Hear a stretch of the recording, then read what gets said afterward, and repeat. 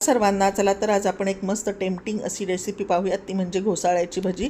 यासाठी साहित्य खाली दिल्याप्रमाणे 1 वाटी डाळीचं पीठ घेतलेलं आहे, 2 ते 3 चमचे तांदळाचं पीठ, त्याच्यानंतर जिरे पावडर, लाल तिखट, चवीनुसार मीठ, हिंग, हळद, कोथिंबीर, ओवा, थोडंसं बडीशोप, हे सगळे जिन्नस घालून छान असं दाटसर पीठ भिजवून घेतलेलं आहे। त्याच्यानंतर घोसाळ्याचे छान असे गोल काप करून घ्यायचे आहेत आणि त्यावर थोडंसं मीठ टाकून ठेवायचं आहे, म्हणजे ते काळे पडणार नाहीत।